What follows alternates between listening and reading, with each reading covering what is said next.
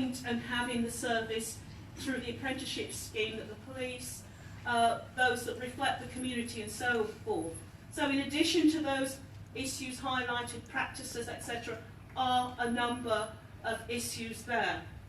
And I just welcome your thoughts. Yeah. Yes? Okay? Yeah. Sorry. I think Trustee's obviously open the actual panel now, so sort of considering some of the issues that are on the board. Can everyone see that board okay? You can't see it at the back? No? Okay, so I'll read those out. So the topics that we're going to ask the panel to discuss, and obviously you'll be able to ask questions on or around, have just sort of been highlighted. So things like, there's going to be, you've had some sort of an update on the Nottinghamshire Knife Crime strategy. Some of the statistics that you saw before, I could run through if you couldn't see those either. But they were just some key statistics that were pulled out of the knife crime strategy. Some of the things we're also going to look at is a needs analysis and multi-agency partnerships. What does that look like? So if we could start with those two, if anyone on the panel would like to sort of kick off with those in terms of, in terms of the needs analysis and how multi-agency working could improve, do you have any, do you have any sort of particular take on that, or any areas that you have concerns? So I certainly don't mind starting the conversation off. So I was part of a small group of colleagues that started to draft the strategy document that's on the table, and you'll see that we got to a point of trying to identify 4 key themes, and from that we tried to work with colleagues across this table and others in the audience at getting a number of proven things to land really well and to try and get the funding in the right place. And I think we've done a fair job at that, but it's absolutely not complete. And I think there's been a few opportunities that we need to sort of re-engage with and take. So one is the plan being influenced by the voice of young people. It's been put together by predominantly professionals working with young people, and that's a credible way to do it. But I think it needs to be influenced more, and I think it needs to be influenced by. It needs to be. That's not apologies.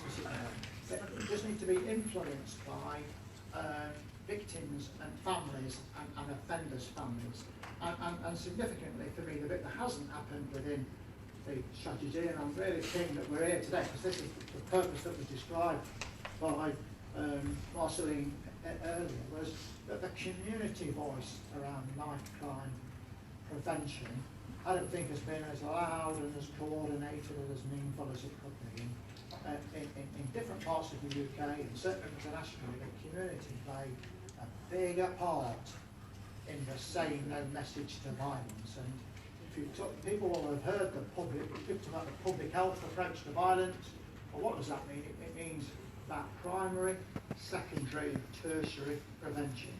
And primary prevention is about, prevention is better than cure. So getting in early and having early conversations is an area that the strategy needs probably to have more action around. So I'm keen to as somebody that's heavily involved in the action planning of all of this, really keen to listen and learn and reflect and look for colleagues around the room to work with to shape the way going forward.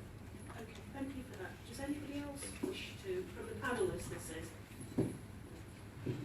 So I just want to make 2 points really. First of all, there's an awful lot of things going on, and I'm not confident, and maybe you can talk with us about this, that we're identifying young people at risk. So some of us talked earlier on, kids being excluded from school who've got special needs, and how do we get to them? How do we link them and find them a pathway forward? So that's a first big issue, and Rachel and Wilf are involved with this, but I think we need to do more, we need to think about that.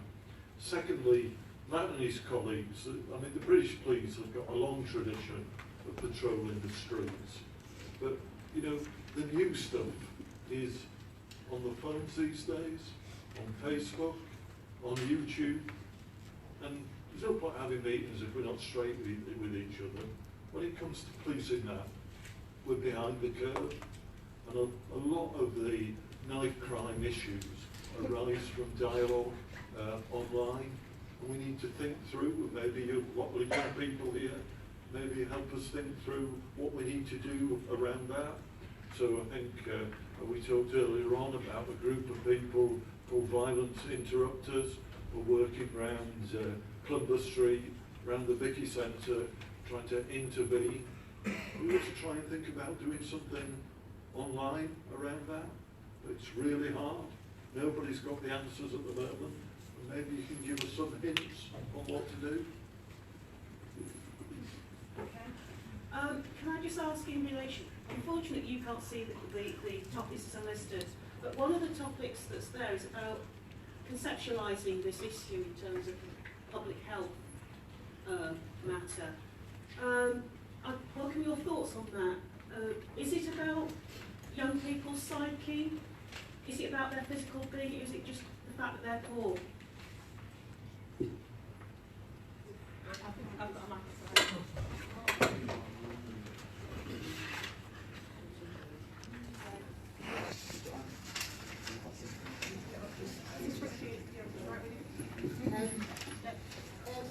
Can you just briefly say who you are, just in case? Yeah, just briefly. Margaret Hay, I'm an independent SEND specialist, so I work in special educational needs.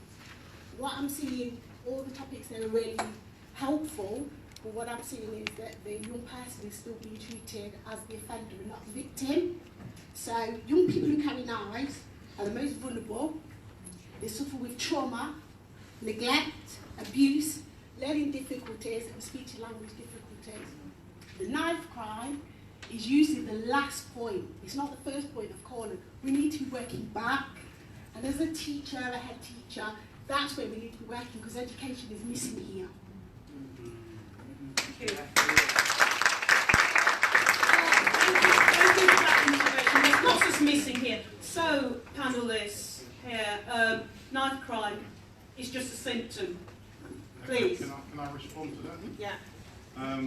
Really good point, and I completely agree with what you say, but I just want to respond from the point of view of the Youth Justice Service that I work for. First off, we have an SLT nurse.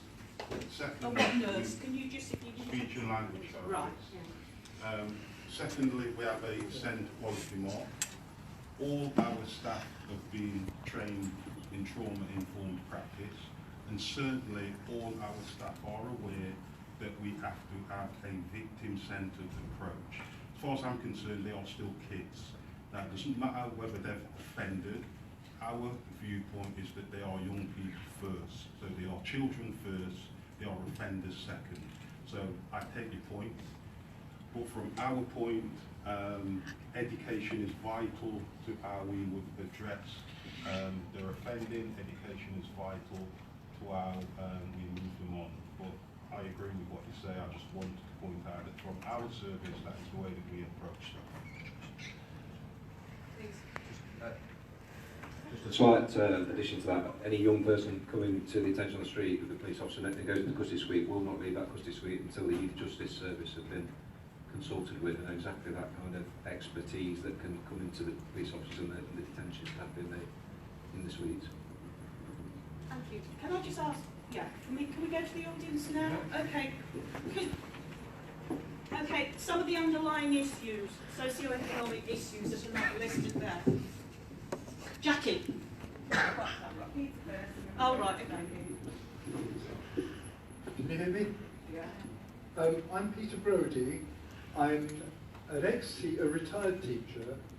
I've worked with kids of all ages in all types of schools, from a secure unit where there was a 10-year-old murderer, and right to private education where there were high-flying kids. And my observation has been that pupils have not been treated like people. They've been treated like instruments for proving the effectiveness of the teachers. So what that means is that when pupils have got an issue, a personal issue, such as that 10-year-old murderer had, he's then regarded as somebody who needs to be monitored and controlled, which is probably the case by the time it gets to that point. But what people weren't taking into account was that this boy, at the age of 2, his mother tried to drown him down the toilet. That presumably was just one of a great number of things that he went through, traumas that he went through during his life. And we've got someone like Nadine Burke-Harris. I don't know if any of you have heard of her. She's done a TED talk. She's a specialist in adverse childhood experiences and their impact on the physical expression of people's DNA and the modulation to the brain which occurs as a result of continued extreme childhood trauma. Thank you. So really what we need to be doing is looking to see how teachers can better respond to the issues that they're facing in school so that we address it at the very outset, which is those relationships and the feeling of belonging that kids have towards their schools or not, as the case may be. Because it's these exclusions which are the beginning of the... Very grateful to you. Okay, thank you. Sorry, I get a bit of an alarm bell when we hear yet again teachers aren't. Please, teachers can't solve the problem of the world. So I hear what you're saying. Okay, dysfunctionality of the education system, not fit for purpose for everyone. Jackie, and then I'll come to you. Jackie. Yeah, I want to acknowledge and thank Peter for your points. I just think we do need to be slightly careful around all young people, and adverse experiences and parenting, because some parents, as we know, are trying their very, very best and their hardest, and sometimes it is an issue of other issues that have caused trauma, and what experiences are at school. We have a serious problem in schools, and I'm sorry that nobody from schools is here, because if I look across, because I work in the world of SEND as well, and there is a crisis on in schools because they are not prepared or set up or organised to be able to address minor issues of special educational needs and more serious issues. And we have a lot of internal exclusions going on which people aren't hearing about. We've got young people who are being shipped out of their schools into holding pens, and I was hearing yesterday about some barracks that young people are being put into. So it goes back to your point around young people being victims that we're hearing, and we really need to have a serious rethink and prioritise, and it's supposed to be every child matters, and that came along a long time ago in 2006, and we need to get back to that urgently. Thank you, Jackie. And at one point we had Sure Start, which basically laid a foundation support for children, families, etc. Someone here from the Youth Service would like to respond to some of the questions and issues raised. It's a big room. Colleagues will be, people here will be really pleased to hear. We do have some representatives from education in the room. I know that from the County Council, my colleague Ben is here, and he's from our school service. Ben and his team are doing work with schools across the county. For example, we have a conference on the 17th of July for education